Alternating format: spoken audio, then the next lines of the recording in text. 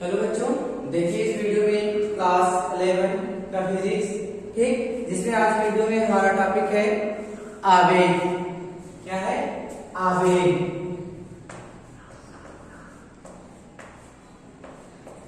इसको कहते हैं इंग्लिश में इम्पल्स। ठीक, इससे पहले आपको बताया गया कि समय किसे कहते हैं और न्यूटन के गति संबंधित नियम बताया गया, जड़त्व बताया गया। ठीक, आज हम लोग पढ़ेंगे इस वीडियो में आवेग कि आवेग क्या है। देखिए, आवेग की परिभाषा होता है कि बल तथा सूक्ष्म समय अंतराल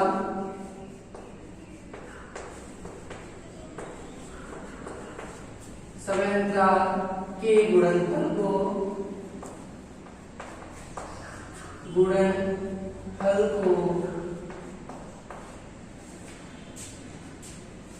आवेग कहते हैं। बल तथा सूक्ष्म समय अंतराल के गुणनफल को आवेग कहते हैं। यहाँ पर बल F सूक्ष्म समय अंतराल मतलब बहुत कम समय में, इसको माना गया डेल्टा T, और यह किसके बराबर है? आवेग के। ठीक, यहाँ पर लिख सकते हैं कि आवेग बराबर बल गुणे समय अंतराल, बल गुणे समय अंतराल। ठीक, यदि किसी वस्तु पर लगाया गया बल F है और समय अंतराल क्या है? डेल्टा T है, तो आवेग को I से लिखते हैं। I बराबर F गुणे डेल्टा T। I बराबर F गुणे डेल्टा T। ठीक, आवेग कैसी राशि है? आवेग एक सदिश राशि है। आवेग एक सदिश राशि है, सदिश राशि है। इसका मात्रक क्या होगा? Newton second. इसका मात्रक होगा न्यूटन सेकेंड। ठीक, अगर इसका आवेग का विमेय सूत्र पूछा जाए तब क्या होगा? तो न्यूटन का जानते ही हैं, L/T⁻² होता है, और उसी में क्या करना है? T मतलब सेकेंड को जोड़ देना। ठीक, यहाँ पर हो जाएगा mL/T⁻⁻1। ठीक, ये आवेग का हो जाएगा विमेय सूत्र। ठीक, अब देखते हैं बल तथा संवेग परिवर्तन के संबंध। ठीक, बल तथा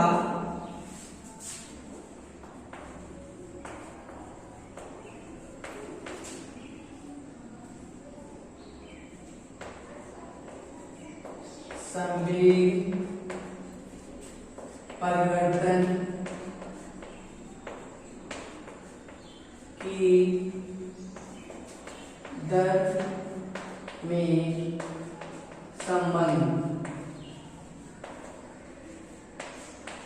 बल तथा संवेग परिवर्तन की दर में संबंध क्या है? देखिए, यदि m द्रव्यमान का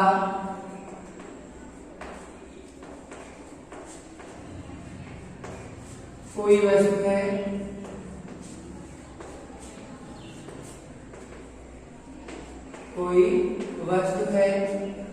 उसका प्रारंभिक वेग u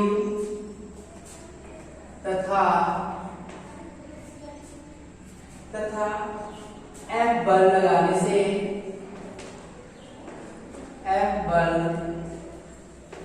लगाने से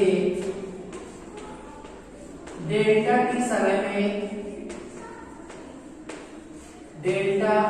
टी समय में उसका वेग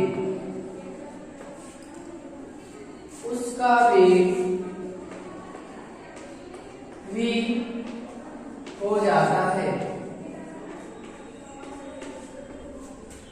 ठीक, यह द्रव्यमान का कोई वस्तु है और उस समय उसका प्रारंभिक वेग u है, यह बल लगाया जाता है तो डेल्टा टी समय में उसका वेग क्या होता है, v हो जाता है। तो प्रारंभिक संवेग, आपको संवेग बताया गया है कि संवेग बराबर होता है द्रव्यमान गुणे वेग। ठीक, यहाँ पर क्या होगा, प्रारंभिक संवेग।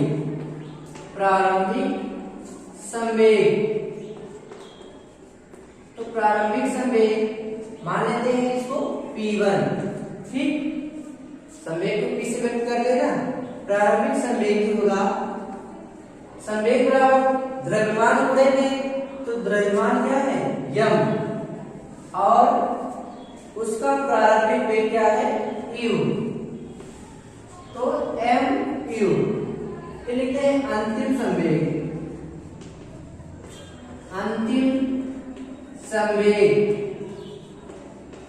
इसको मान लेते हैं P2।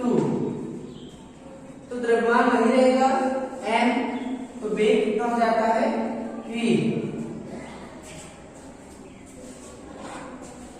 अब यहां पर लिखेंगे संवेग में परिवर्तन या संवेग परिवर्तन।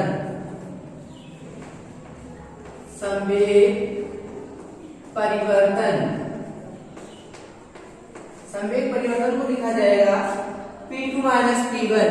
ठीक, संवेग परिवर्तन है P2 माइनस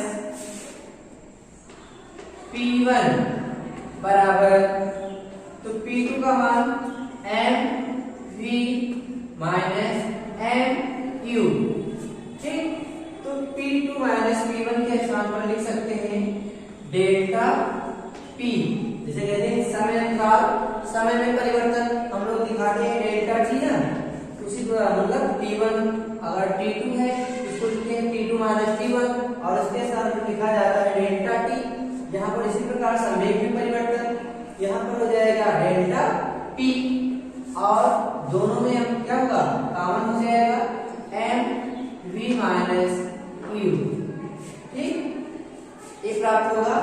आज इसके बाद लिखेंगे संवेग परिवर्तन की दर। संवेग परिवर्तन की दर, संवेग परिवर्तन की दर मतलब समय के साथ साथ उसके संवेग में क्या हो रहा है, परिवर्तन हो रहा है। कितने समय में, डेल्टा टी समय में। ठीक, यहाँ पर संवेग परिवर्तन की दर जब कहा जाएगा इसका मतलब उसके संवेग में जो परिवर्तन हो रहा है वह समय के साथ साथ उसके संवेग में परिवर्तन को दिखाया जा रहा है।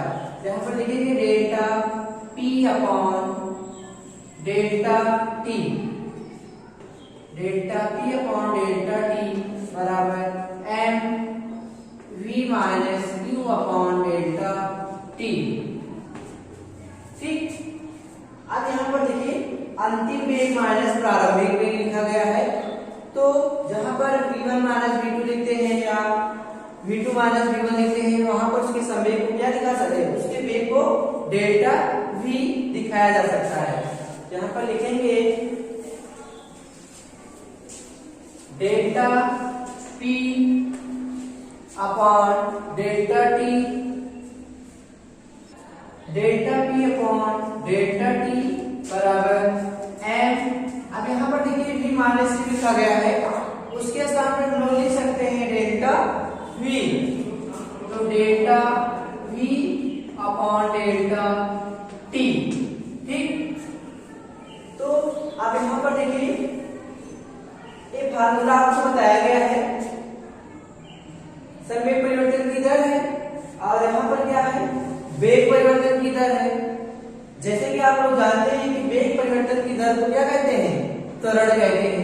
आप जानते हैं, यहाँ पर लिख सकते हैं delta P upon delta T, delta P upon delta T बराबर m, और यहाँ पर दिखा सकते हैं A, क्या होगा A, चूंकि delta V upon delta T होता है A के बराबर होता है, क्या है त्वरण है, ठीक। और यहाँ पर भी लिखेंगे गति के द्वितीय नियम से, गति के द्वितीय नियम से आपको बताया गया है कि यह बराबर होता है dp अपॉन dt के, F बराबर dp अपॉन dt के होता है, इसलिए यहाँ पर होगा F बराबर dp अपॉन या डेल्टा p, तो dp क्या है भैया डेल्टा p, F बराबर डेल्टा p अपॉन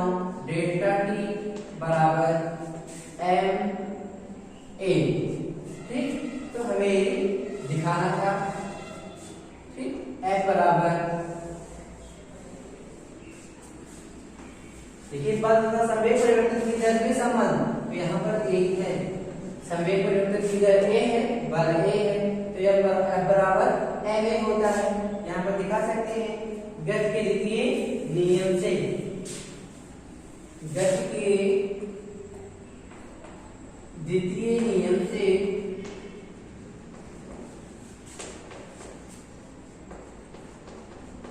गति के द्वितीय नियम से बराबर ma होता है, ठीक। गति के द्वितीय नियम से ma के स्थान पर लिख दो यह, तो F बराबर हो जाएगा delta P upon delta T, यही सिद्ध करना था। यहाँ पर देखिए कि बल बराबर है संवेग परिवर्तन की दर, संवेग परिवर्तन की दर, ठीक।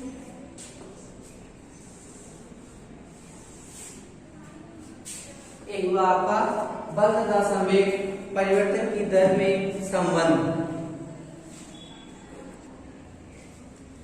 अब इसके बाद देखते हैं बल तथा बल का आवेग तथा संवेग परिवर्तन में संबंध। बल का आवेग तथा संवेग परिवर्तन में, संवेग परिवर्तन में संबंध।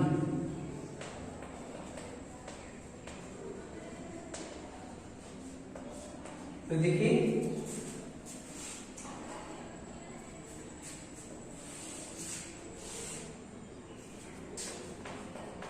यहां पर लिखेंगे, माना m द्रव्यमान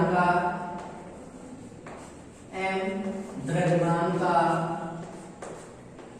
कोई वस्तु है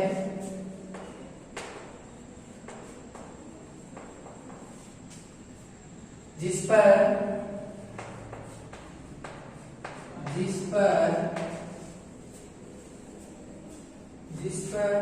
F बल लगाने से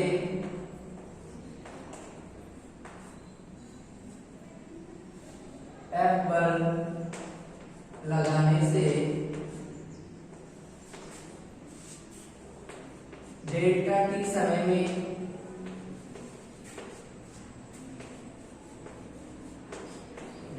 t समय में उसका वेग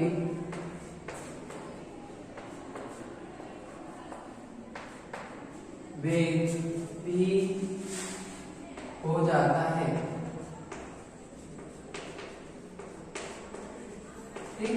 तो देखिए जैसे यहाँ पर एक द्रव्यमान का कोई वस्तु है और उस समय उसका वेग q था, और बाद में जब बल लगाने से डेल्टा t समय में उसका वेग भी हो जाता है, तो इसके वेग में क्या होता है, परिवर्तन हो जाता है, ठीक। अब जानते हैं वेग परिवर्तन की दर को त्वरण कहते हैं, इसका मतलब इसके वेग में क्या हो रहा है, परिवर्तन हो रहा है, पहले u था बाद में v हो गया। यहाँ पर दिखाएंगे वेग परिवर्तन, वेग परिवर्तन। ठीक, वेग परिवर्तन की दर को क्या कहते हैं? त्वरण कहते हैं। तो वेग परिवर्तन क्या है हमारा?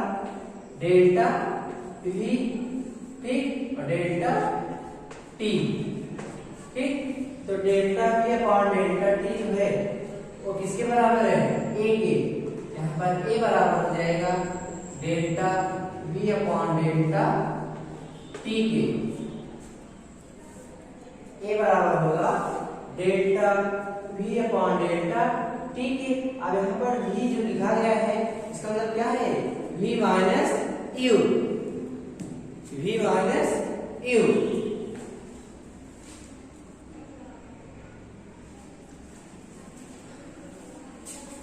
अब लिखेंगे गति के द्वितीय नियम से, गति के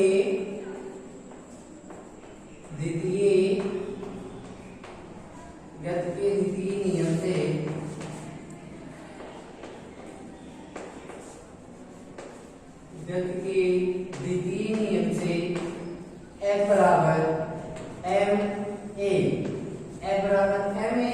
अब ए के स्थान पर लोग लिख देते हैं delta we upon delta T. यहाँ पर देखिए F बराबर होगा m, F बराबर m। ए के स्थान पर लिख देना है delta we upon delta T. ठीक, m के ए के स्थान पर। अब इसके बाद क्या करते हैं? सीधे गुणा कर देते हैं। सीधे गुणा किया जाएगा, यहाँ पर मिलेगा f गुणे डेल्टा टी, f गुणे डेल्टा टी बराबर m गुणे डेल्टा वी, m गुणे डेल्टा वी। अब यहाँ पर अब इसके पहले आपको बताया गया कि f गुणे डेल्टा टी जो है वह किसके बराबर है? I के। ठीक, I क्या है? आवेग। ठीक, यहाँ पर लिखते हैं f गुणे टी जो होगा I के बराबर होगा। और यहाँ पर m गुणे v, आपको पता होगा कि द्रव्यमान तथा वेग के गुणनफल को संवेग कहते हैं। यहाँ पर जो संवेग वेग है तो वेग में परिवर्तन दिखाया जा रहा है, लेकिन वह द्रव्यमान का वेग ही है। ठीक, द्रव्यमान का वेग का ही गुणनफल है, चाहे उसकी वेग में वृद्धि हो या कमी हो, लेकिन वहां पर द्रव्यमान गुणे वेग ही लिखा गया है। इसलिए इसके स्थान पर हम लिखेंगे डेल्टा पी। क्या होगा? I बराबर डेल्टा पी, या आवेग बराबर संवेग परिवर्तन। आवेग या बल का आवेग, बल का आवेग बराबर क्या होगा? संवेग परिवर्तन, संवेग परिवर्तन। ठीक, एक बार आपका बल का आवेग तथा संवेग परिवर्तन में संबंध जो दिखाया गया, I बराबर m गुणे डेल्टा v, m गुणे डेल्टा v, या I बराबर इसी को दिखा सकते हैं डेल्टा p। एक हमारा बल का आवेग तथा संवेग परिवर्तन में संबंध। तो कैसे हम लोग ध्यान करेंगे बल का आवेग और संवेग परिवर्तन में संबंध? सबसे पहले लिखेंगे कि वेग परिवर्तन की दर को हम लोग क्या कहते हैं? त्वरण कहते हैं। ठीक, ए बराबर होता है delta we upon delta T. इसके बाद गति के द्वितीय नियम से F बराबर एम ए, तो ए के स्थान पे लिख देंगे delta we upon delta T. ठीक, इसके बाद आपको मिलेगा F बराबर m, और इसके स्थान पे लिख दिए हैं delta v upon delta T. ठीक, इसके बाद क्या किया गया था? यहाँ पर गुणा कर दिया गया। ठीक, जब गुणा करते हैं यहाँ पर प्राप्त हुआ f गुणे डेल्टा टी। ठीक, f गुणे डेल्टा टी प्राप्त होगा, और यहाँ से मिल जाएगा m गुणे डेल्टा v। ठीक, इसके बाद आवेग की परिभाषा बताया गया कि बल तथा शुष्क समय अंतराल के गुणनफल को आवेग कहते हैं। बल तथा सूक्ष्म समय अंतराल के गुणनफल को आवेग कहते हैं। तो F गुणा डेल्टा T प्राप्त हुआ, जिसे हम क्या कहते हैं, आवेग। और आवेग को किससे व्यक्त करते हैं, I से। कहीं कहीं आप J से भी देखते होंगे, ठीक। I बराबर M गुणा डेल्टा T, जहाँ पर M क्या है, द्रव्यमान है, डेल्टा T क्या है, वेग में परिवर्तन है। तो द्रव्यमान गुणे वेग, इसका मतलब संवेग। तो F गुणे डेल्टा T बराबर हो जाएगा डेल्टा P के, या I बराबर डेल्टा P के, ठीक। तो ये हो जाएगा हमारा बल का आवेग तथा संवेग परिवर्तन में संबंध, ठीक। इसके बाद देखिए, इसमें आपको एक चीज इसमें बताया गया था कि F बराबर जो होता है, F बराबर K dV अपॉन dt के, ठीक। ये आपको बताया गया है कैसे, इगत नियम से बताया गया है कि किसी वस्तु पर आरोपित जो बल होता है वह संवेग परिवर्तन की दर के अनुपातिक होता है, ठीक। इसमें बताया गया था। इसके बाद कहा गया था कि न्यूटन के द्वितीय नियम F बराबर delta P upon delta T से कैसे सिद्ध करेंगे कि यह बराबर ma प्राप्त होता है, ठीक। F बराबर ma कैसे प्राप्त होगा, यदि आपसे कहा जाए कि यह बराबर डेल्टा P अपॉन dt से F बराबर ma कैसे प्राप्त करेंगे, ठीक। तो यहाँ पर आपको बताया गया था थोड़ा सा इसमें कि dp अपॉन dt जो लिखा गया है, dp अपॉन dt, ठीक। तो यहाँ पर क्या करते हैं, d अपॉन dt, जब भी आपको इस तरह से कहा जाए कि संवेग परिवर्तन की दर से सिद्ध कीजिए कि F बराबर ma से, या न्यूटन के द्वितीय नियम से सिद्ध कीजिए कि यह बराबर ma कैसे प्राप्त होगा। तो सबसे पहले हम लोग लिखेंगे dp अपॉन dt, या p बराबर, सबसे पहले लिखेंगे p बराबर m इंटू v, p बराबर m इंटू v होता है। फिर इसके बाद लिखेंगे इसका अवकलन किया जा रहा है, मतलब dp अपॉन dt बराबर, इसको इस तरह से लिख सकते हैं, d upon dt into p, ठीक। इसके बाद d अपॉन dt और p का मान रख देते हैं mv, ठीक। इसके बाद v को यहाँ पर होगा m, बाहर कर देते हैं और यहाँ पर लिख देते हैं dv अपॉन dt, इसका यहाँ पर अवकलन किया गया, ठीक। तो dv अपॉन dt को क्या कहते हैं, वेग परिवर्तन की दर, ठीक। तो वेग परिवर्तन की दर को क्या कहते हैं, त्वरण, इसलिए यहाँ पर मिल जाएगा ma, ठीक। और एक इसके बराबर था, हम लोग क्या सॉल्व कर रहे थे, dp अपॉन dt, और dp अपॉन dt जो होता है इसके बराबर होता है यह के, इसलिए F बराबर ma, F बराबर ma, ठीक। इसके बाद हम आप लोगों को इसके अगले वीडियो में बताएंगे संवेग संरक्षण का नियम, ठीक। संवेग संरक्षण का नियम क्या है, ठीक। तो इस वीडियो में इतना ही। इसके बाद हम अगले वीडियो में आपको संवेग संरक्षण के बारे में बताएंगे। तब तक के लिए धन्यवाद।